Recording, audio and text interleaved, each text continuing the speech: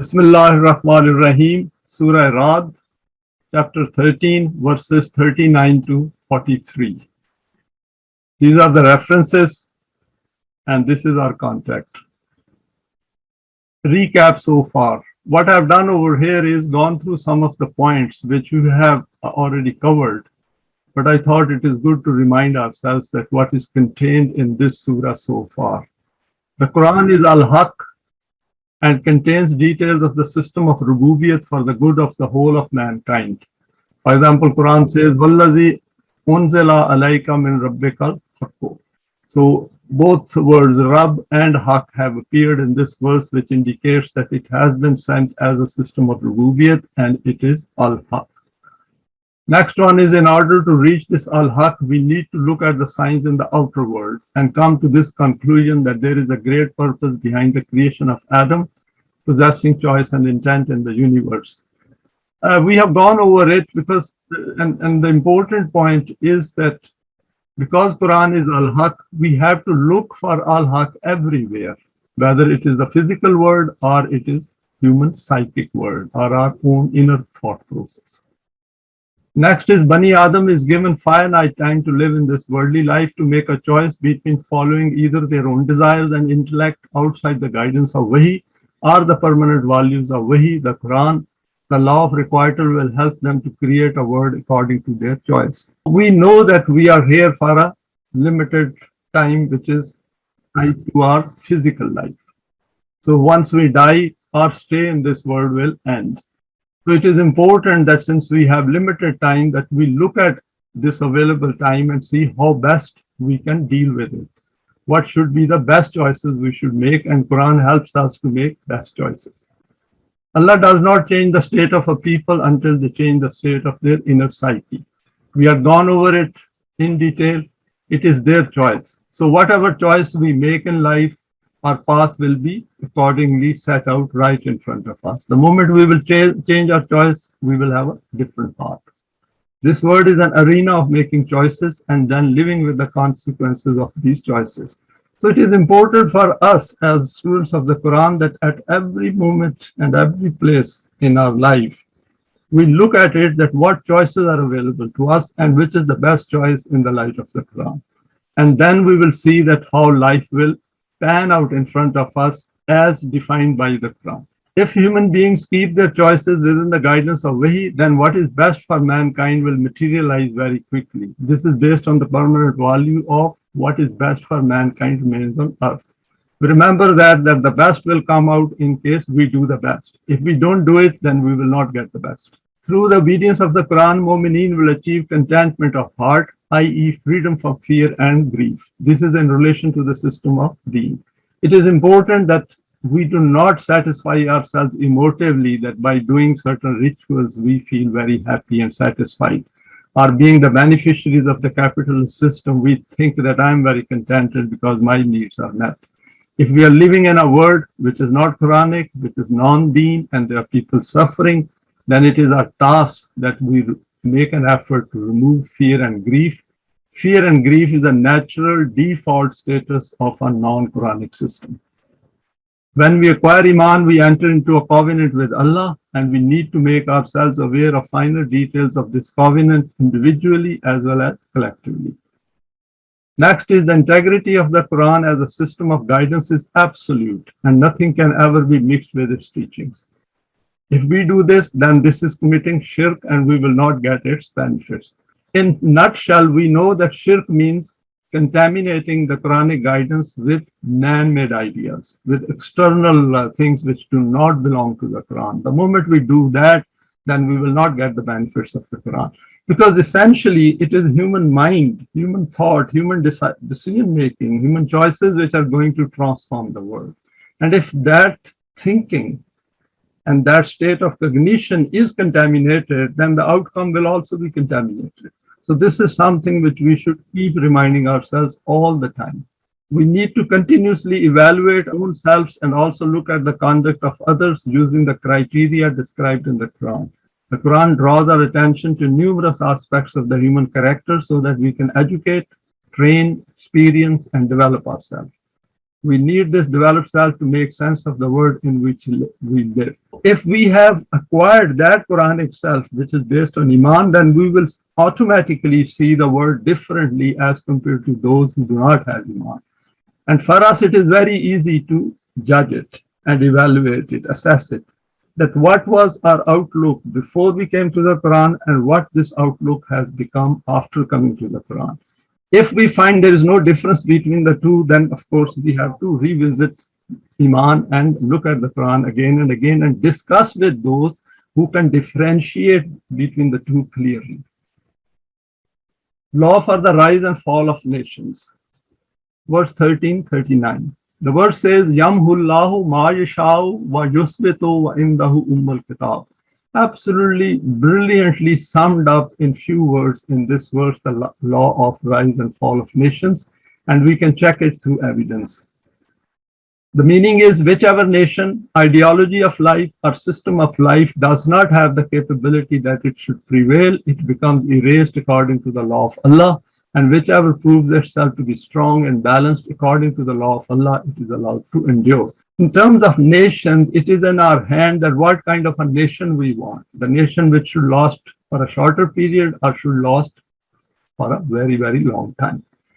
This all takes place according to those fundamental laws which Allah has established along with the creation of the universe and according to which its organization and execution is taking place.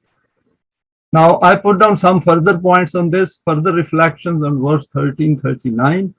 The first is, the verse mentions Allah at the beginning, meaning that all divine attributes are applicable in what is being stated here as a permanent value. So in rise or fall of nations, it is Allah mentioned right at the beginning. So all his attributes are in it. Because Rahim, Rahman, Aziz, Hakim, all those attributes, some of which we have gone through, are now covering this particular law. What is meant to be removed and erased by Allah, i.e. his law, will do this. Hence, it is important for us to know this so that we can benefit from its knowledge, firstly, by not doing that which can harm us, and secondly, evaluating others. This can help to define Ajal. We know Ajal means that time of respite of the decline of nations, that how much time a nation has between its success and failure. So that is something which we should keep it in mind. What is meant to be established is also defined in detail, and we can acquire evidence through our efforts by keeping these values in mind. In today's world, there is no dearth of information, though we need to be aware of human biases in these studies and researches. So the point over here is that when we are studying this aspect under this law, we should never ever let our mind be biased and put our own opinions into it. Because if, for example, we know we like some nation or like some leaders who are non-Quranic, if we introduce our own biases in it, then we are going to go wrong. In connection with this verse, we need to bear in mind 13:17, where Quran said, "Amma ma yanfa'u nasa fayamkusu fil ard." That is what is good for mankind, that remains on earth. If you remember, there were two metaphors used in that verse. If human hands join, the cosmic forces then cause events to accelerate and acquire shorter timescales. It's our choice either to accept the status quo of the man-made system and live under its slavery, or take up the challenge and get Allah's help. At least we know the procedure and the laws of Allah. Through Islam's literature covers all these aspects in detail.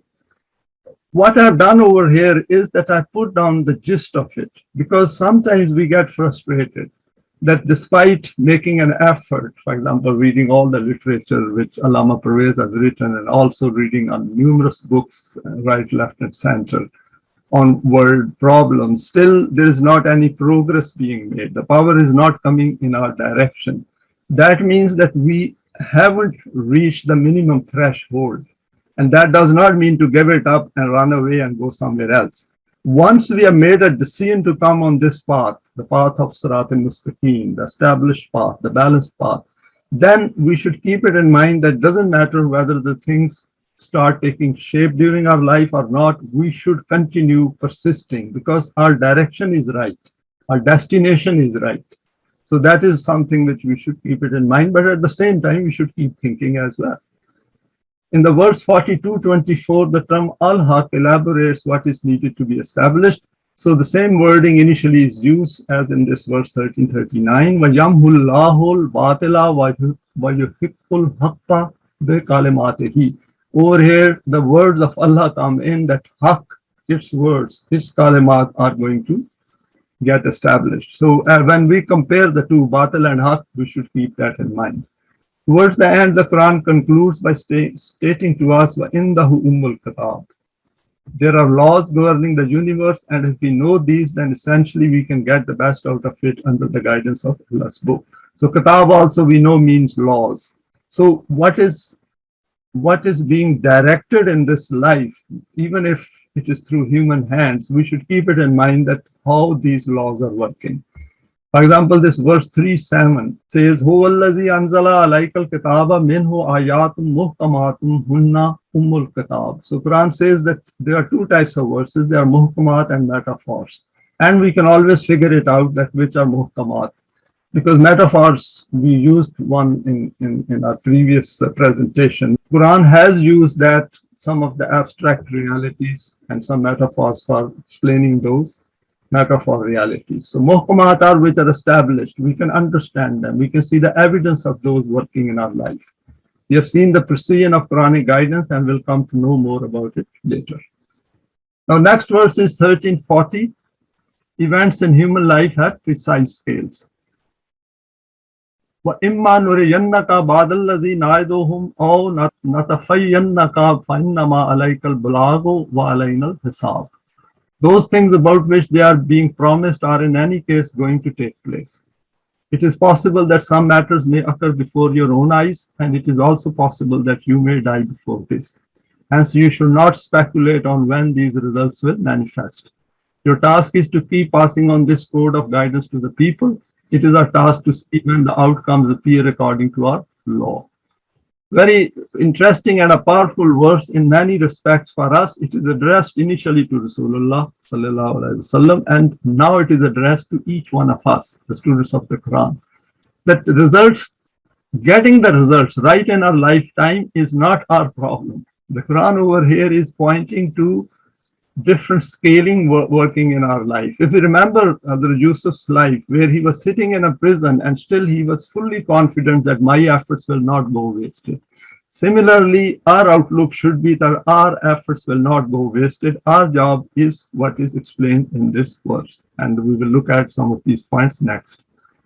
Verse 1340, this verse requires a profound reflection. Understanding the functioning of the law of requital is important as it helps us to evaluate the events taking place around us. Since the revelation of the Quran was gradually heading towards its completion, hence this verse guided the Jamaat-e-Mu'mineen towards the immutability of the law of Wafa. This verse assured them that results will materialize in direct proportion to their efforts. Through this verse, and I think there is another verse parallel with that they understood that over here, if we keep following the path which we are following, in fact, this verse is proving to us, because we have understood it, that our path is right. We are on Sirat al-Mustaqim. If we understand the way Allah has explained to us. This also makes it clear for all times that the fundamental duty of the Jamaat-e-Mu'mineen is to pass on the message as widely as possible, and at the same time to keep doing salih deeds. فَإِنَّمَا عَلَيْكَ الْبَلَاغُ absolutely brilliantly summed up our duty when the system of deen has not yet been established. This sums it up for us in Tulu Islam, not to become impatient and disheartened.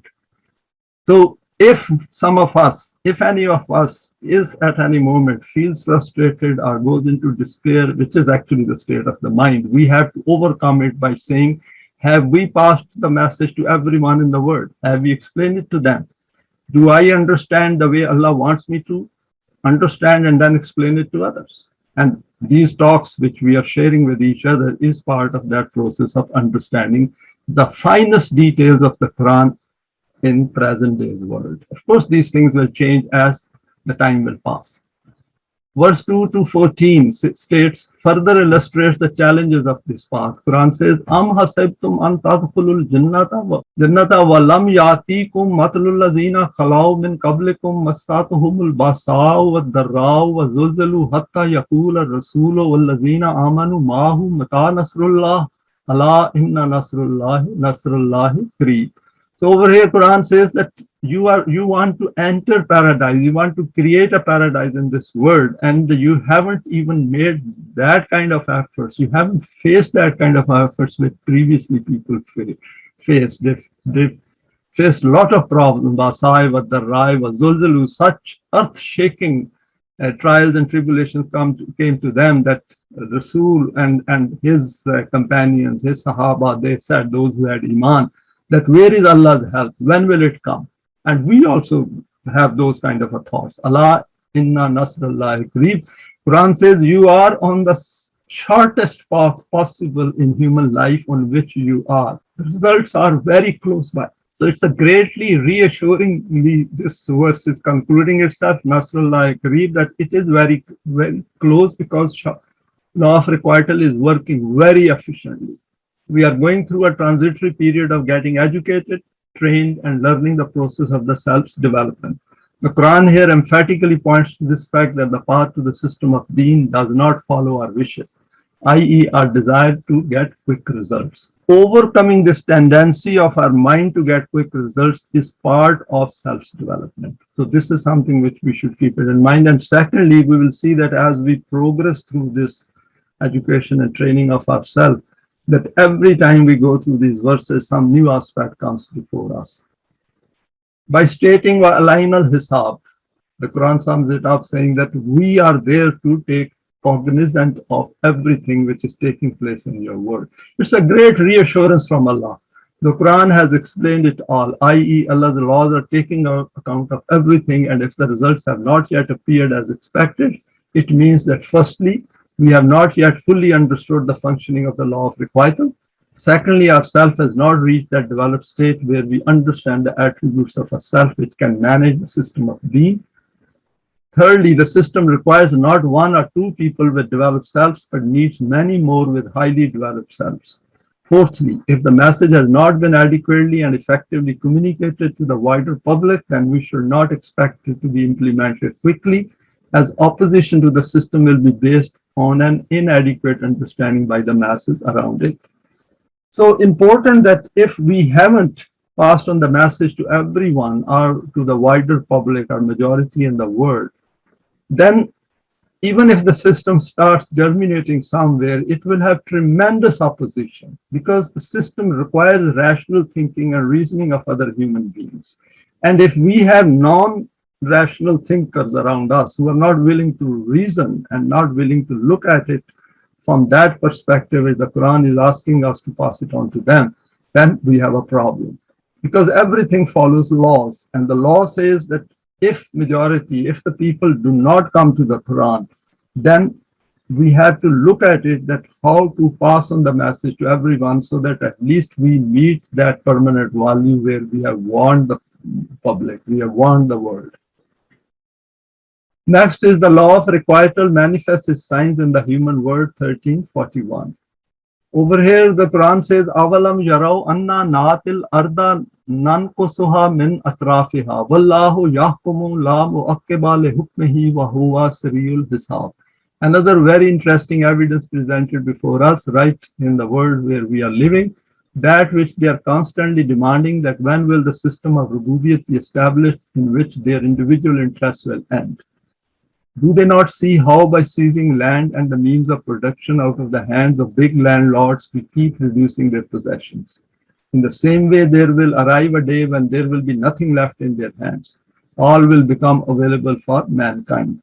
This is the decision of Allah, and regarding the decision which Allah makes, there is no power in the world which can avert those decisions. He is very swift in accountability. Now, I put down some reflections here, and we can always add more to it. In this verse, the Quran is drawing our attention to a continuously changing landscape of the human world, especially the world organized by the human intellect. So we can see the world around us. It's not a boring world, even if we are in, sometimes we get frustrated or not happy, but these states keep changing. Sometimes we will see that the things are changing in that direction in which we would like it to go, and sometimes these do not. So there's a continuous flux taking place around us. Since the law of requital works continuously, whether on its natural time scale or on human hand-driven time scale, these changes can be perceived by Quranic selves. And we have pointed out to these facts many times, and we have seen that the world around us is changing, and we are keeping an eye on those changes. Man, outside of the guidance of Wahi, is fully focused on the successes attributed to physical life and its conveniences. And we do get distracted as well, because we see that the world which is created by human intellect is, of course, very powerful, and there are a lot of conveniences created, but there are a lot of problems as well. The Quran calls it a mirage and a path of self-deception. Now, this is a great education and training for us, that we know what deen is like, but we haven't seen the physical side of it. We haven't seen the system on ground. And now we have to create that system within our mind, within our perception, and compare it with the world in which we are living. So it's a great challenge. Here it points to this fact that nations keep changing geographically in terms of their land mass. And we can see that how the map of the world is changing. Even with these well-defined countries as of today, and if we look at about 20 years ago, there are more countries being added, some are disintegrating, some are coming together. Those who are powerful add to their landmass, while those who are weak and feeble due to their own deeds keep on becoming squeezed. So Quran has pointed to this fact that you should keep an eye on the ever-changing map of your world. In a short span time of an average human being, like 50, 60 years of consciousness, we can see tremendous changes. So we can imagine over 1,000 years what a world will look like from now. We witness this clearly in front of us in today's world, and human history is also witness to these dynamics. So this should give us assurance that Quranic laws are working, even if there is no Jamaat-e-Momineen at this point in time, even if there is no model of deen anywhere in the world. All this happens because the law of Allah pursues its goal incessantly and without any favor to anyone. Whoever follows the law or decides to go against it, the result comes out as noted in the Quran. The beauty of the Quran is that it expresses the realities in a language which does not have monotony and is related to the truth. Wallahu yahkumu la muwakkibal hikmahi. And then follows this fact by declaring Wahuwa Siriyul Hisab. So even if we have seen these verses and the various facets of law of requital and the various ways the Quran expresses the same law, there is no monotony in that. There is always a beauty, and there is always some addition to the law of requital and some of its aspects in every verse. So over here, when Quran says you should not be in despair because Wahuwa Siriyul Hisab, the one who is keeping the account of it, is very quick. We just make sure that we join with him. He's swift in accountability because the initially invisible consequences of every deed immediately becomes established and joins up with other previously committed deeds. These effects follow each one of us relentlessly without any break. So we should keep it in mind that all this, what presently the leaders and elite are doing in this world, all of that is getting accumulated. And once it reaches a point of inflection, then we will see rapid changes taking place in the world. The verse provides repeated assurance to Mu'mineen that if we remain on this path, then things will be taken care of by the laws of Allah. Our task is to remain focused and keep increasing the vastness of our consciousness through solid deeds and by uniting our hearts by coming together and keeping on strengthening our collective efforts. Never ever give up, as giving up means that we have rejected Iman. So this is important. Never ever give up, as giving up means that we have rejected Iman. And getting Iman, accepting Iman, understanding Iman is the paradigm shift in our life, because our hereafter depends on that. And if we reject it, we move away from that, that means we have ruined our hereafter. We have absolutely got out of the benefits of the hereafter. So if we have held on to the rope of Allah, then we have no business to leave it. This will lead to the destruction of all our efforts in this life, and there will be nothing in the hereafter. And the Quran declares this to be kufr. And Quran says, "Ulaika allazina kafaru bi ayati rabbihim wa liqa'ihi fahabitat a'maluhum fala nuqimu lahum yawmal qiyamati wazna." And we know habitat a'maluhum means that those things which appear very positive, we think that we have a great life over here in terms of conveniences of this life. But if we look at it deep down through the lens of the Quran, we will see underneath there is nothing in our self. If the self is thinking on those lines, that self is literally dead while it is living a physical life. The next verse is 1342, another permanent value for our profound reflection. وَقَدْ مَكَرَ الَّذِينَ مِنْ قَبْلِهِمْ فَلِلَّهِ الْمَكْرُ جميعا يعلم ما تكسب كل نفس فسيعلم الكفار لمن عقبى الدار. Even before them, there were groups with vested interests. Many great plots were attempted so that the decisions of Allah should not be implemented, but not one of these tricks of anyone succeeded. Their plots kept producing results according to the laws of Allah. The truth is that whatever any individual does, Allah is well aware of it. Hence, those who deny the laws of Allah will soon find out who will ultimately triumph and what will be the end of each. Some further reflections on this verse, 1342. What is stated here is frequently quoted in the religious domain, but without knowledge of its wider meaning. When things don't go in their favor, religious people state that Allah is the best of planners, without going into the details that this planning has to be carried out by human beings.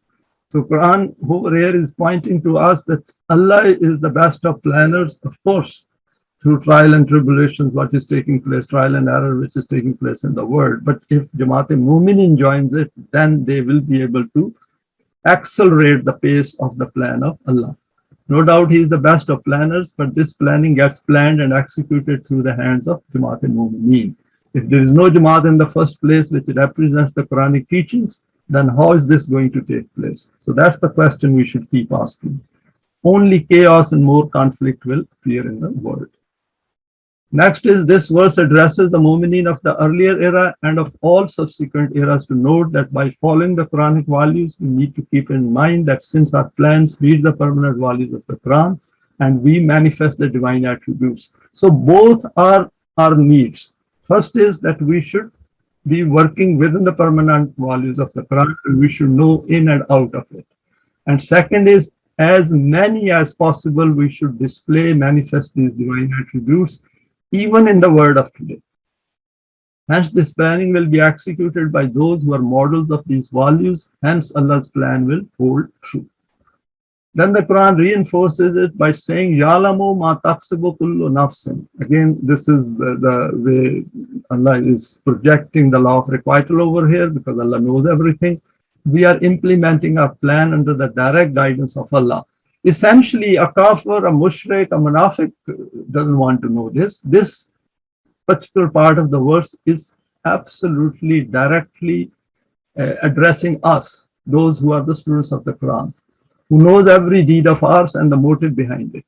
So it is important for us to remain cognizant of this fact and not to become distracted. Distraction weakens our resolve and our self becomes affected. So if we get distracted, wherever we get distracted, we should try to find out the explanation behind it, that why did my mind think like that despite being the student of the Quran? And we will see that our resolve will become strengthened once we solve that knot, once we solve that important point which the mind is putting to us.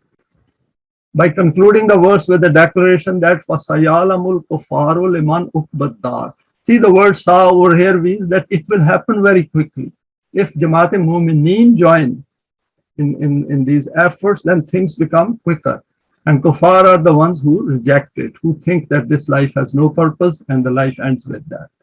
Soon will those who oppose it face the consequences of opposing this planning of Allah through the hands of Mu'mineen whose hearts have been united. This declaration is, of course, a warning for kuffar, but also defines the state of affairs at this point in time of the campaign. Because once we come to this path and come together and try to increase our knowledge and we educate ourselves, train ourselves, develop ourselves, then we are on this path now, and gradually as our understanding increases, for example, when we understand this part of the verse like that, then our iman will become stronger and stronger. Soon they will know, points to the fact that the efforts are going to materialize on a human time scale. So even understanding this part and then seeing it working in the world will strengthen our iman. And finally, the last verse of Surah Ra'd, acquiring the knowledge of the function is the book. 1343. وَيَقُولُ الَّذِينَ كَفَرُوا لَسْتَ مُرْسَلًا قُلْ كَفَى بِاللَّهِ شَهِيدًا بَيْنِي وَبَيْنَكُمْ وَمَنْ عِنْدَهُ عِلْمُ الْكِتَابِ. Those people who deny the law of Allah say that you are not a messenger of Allah. This is because you do not bring about that destruction quickly about which you warn us. Say to them that I absolutely do not wish to enter into a dispute with you on this. Because it's law ikrah fi din, there is no need to get into argument with them. Of course, we can always tell them a bit more persuasively. The sin which will become manifest between you and me according to the law of Allah will be sufficient as an evidence of my truthfulness, or the evidence of that person who is acquainted with the law of Allah and so can understand whether whatever I present is the law of Allah or is invented by me. Now, concluding Surah Ra'd, more reflections on this particular verse. Here, firstly, this fact is noted that when people do not think they are accountable for their deeds and also hold the reins of power, they think that nothing will come to pass about which the messenger is admonishing them. When human beings are in a position of power and they have acquired that power by being grossly unjust to others, and they are still in that process of doing extending tyranny to others, that means they are not going to come to the message of the Quran. But essentially, when we give the message, we are warning them. So that process accelerates of the consequences of their deeds. This is the end of their existence as human beings possessing a self. So here the Quran guides us by saying that those who reject its guidance will give us this response. So Quran is essentially telling us that when we give that message, a lot of people will say that I don't think what is given in the Quran is true, or these are the stories of the ancient people. There is nothing in the Quran, and I have heard these kind of comments even from those who claim to be Muslims. So this is nothing new, which essentially means that such people are not looking for guidance. But when I have given the message, or we have given the message, that means we have strengthened our own resolve, we have strengthened our own iman, and also we have known what kind of an opposition we should expect in the future. Then Allah has noted another fact by saying that He Himself is a witness to this, as all this is under His direct watch and nothing escapes it. A great assurance for us. And then Quran says Allah being a witness also means that we need to learn to be a witness on others, to be aware of the state of affairs around us and in the world. The Quran has asked us to play this role. The Quran says, for example, in Surah Ra'd, لِيَكُونَ الرَّسُولُ شَهِيدًا عَلَيْكُمْ وَتَكُونُوا شُهَدَاءَ عَلَى النَّاسِ. That Rasulullah at that time was a witness on you. And of course, he brought a message. So Rasul means that the message which is brought, that is becoming a witness on us. So Quran is a witness on us. Quran is the one which provides guidance on us, which becomes a guardian on us, which becomes a criterion for us. So we take guidance from it. And then وَتَكُونُوا شُهَدَاءَ عَلَى النَّاسِ, then we become witnesses on others in the light of what Quran has taught us. With a developed self, then we evaluate others. And while we are evaluating others, of course, we are continuously evaluating our own conduct, our own self as well. Next is by stating man indahu ilmul kitab, absolutely brilliant part of this verse applicable to us. We are asked to become one possessing the knowledge of the book of Allah, to be able to explain to others the significance of our existence as human beings, the problems in the world around us, and the alternative system and its details as we know them. So what Quran is saying, that go and ask someone who knows it. So that means if I know it, then someone should come to me. So all these students of the Quran on True Islam platform are those models to whom people should come and ask for guidance. And if we don't know, we got the books, we can always consult them. This places the onus on us and increases our responsibility, which we have accepted willingly and happily. So it is not a burden on us. If we think it is a burden, then we should rethink and rethink and rethink till the time this provides us reassurance and makes us happy. If we remember in previous presentation, we said that Quran has said that you should be very happy that we have given you this book, and all that you accumulate in your life is nothing as compared to what we have given you, as it has given us new life. And if we cannot recognize that new life within us, then we should think again and again. We should discuss amongst ourselves. We should go back to the Quran and look at it. We should read the books again and again and see where we have missed the boat, where we are not understanding it properly.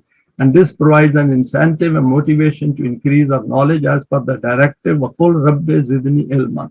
So all the time we should be making this dua that I'm going to increase my knowledge. And when I say knowledge or when the Quran says knowledge, it means the knowledge to which the Quran has drawn our attention. Of course, the Quran, and of course what the human beings have created around us, that is also part of knowledge, because human intellect is developing, and through science and other sciences, it is putting a lot of light on those things which are not yet discovered and which are being discovered, which have already been discovered.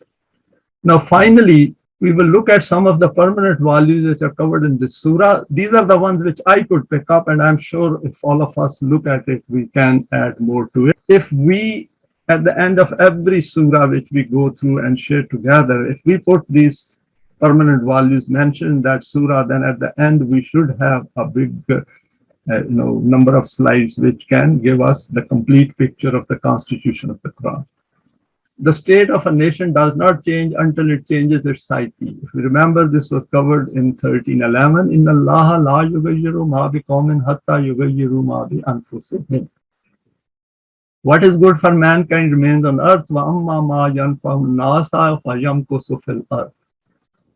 We enter into a covenant with Allah in exchange of deen. So whenever we acquire Iman, that is the beginning of a new life within us. That is the beginning of a covenant with Allah. Allah who has created everything, including you and me. Allazina yufuna bi ahdillahi wa la yanquduna al-mithaq. And of course, this covenant is meaningless unless we know the finer details of it. And then once we know the finer details of it, then we should work together and act on them. Contentment of hearts depends on dhikr Allah. Alladhina amanu wa tatma'innu qulubuhum bi dhikrillah. See, this is addressed to mu'mineen. This is addressed to the system of deen. This is a collective effort. It is not a single thing that if after saying some kind of a ritualized prayer or some kind of a Hajj and Umrah, I feel very contented that I've done my job. No, if nothing changes in the world, and we haven't really come together as mu'mineen, then that is a false sense of contentment. Fear and huzn becomes removed through the Quran. So this also means that these people, lazina amanu, understand how to remove fear and grief, and they make an effort to remove it. And until that is removed, we can't have tatma'innu qulubuhum bi dhikrillah. But understanding the dhikr of Allah, that is essentially the dhikrukum our dhikr, then is part of it. So it's a holistic approach. It is not pick and choose. We choose a small part of the whole reality and think, oh, that is great. I've done my job because I'm a beneficiary of the capitalist system and my life is fine. Rest I'm not responsible for that. Accountability of the human self, absolutely important. Allazina amanu wa amilus salihati tuba lahum wa husnu ma'ab. We had gone through it in detail in one of our presentations. Next is true happiness is defined as removal of dissonances. Wallazina atainahumul kitaba yafrahuna bima unzila alayka. If you remember, Quran has called itself Shifa'un lima fis sudur. The Quran is rahmat from Allah if its guidance is followed. So at a default level, we have cognitive dissonances. There are conflicts within our mind. In fact, if we have more than one belief, which is the Iman in Allah, and if we have others in our mind, then we can't get rid of these dissonances without the Quran. So essentially, Quran is simplifying our cognition level. It is saying that you only need one Iman, one Allah, and His book as a guidance. And it's such a simplified life that it cannot be simplified more than that. It is the minimum threshold level to which Quran brings us to a very, very simple way of thinking. Since human actions have consequences, hence there is a defined period of respite associated with these deeds, and this is called ajal. For every ajal, there is a law. Likulli ajal katab. So Quran over says that for every ajal, there is a katab, there is a law, and we should understand it. And we have gone over a number of points, and more will come before us as we progress through the Quran. The rise and fall of nations is based on the law. Yamhullahu ma yashau wa yusbitu wa indahu ummul kitab. So, because we should never be discouraged and disappointed or be in despair just because there is the big overwhelming battle around us. And we should keep it in mind why this battle is there, because people haven't looked at the Quran the way we are looking at it. They have looked at it as a book of religion, and the thought is literally static for centuries. So this thought will take some time to come to life, to come to fruition, to become lively again, to become dynamic again. And this takes time. Scales for human deeds can be figured out. The Quran has noted many causes for the decline of nations in the world. And the last one is everything in the universe and the human world follows laws. Hence, it is important to understand this aspect in detail. And for this evidence needs to be collected and analyzed on a continuous basis. The Quran draws our attention to this aspect by declaring وَقَدْ مَكَرَ الَّذِينَ مِنْ قَبْلِهِمْ فَلِلَّهِ الْمَكْرُ جَمِيعًا. Allah's plan should be kept in mind. We should know the domain of Amr as explained in the Quran and domain of Khalq as well. And this is a permanent value because it does not change. Human beings do interfere because they have been allowed to interfere in this world. And the people who are there to stop them are the ones who are Jamaat-e-Mu'mineen. So both are going parallel. And those who are following the Quran, they should never ever think of giving up. We can see Iblis doesn't give up. So why should Mu'mineen give up? But this is not a great argument. The argument is that Haqq is Haqq. When we are on Haqq, we should be absolutely sure that I understand the Haqq and I'm not going to give it up till the time I leave this world. And with that, thank you very much for your time and for sharing this presentation.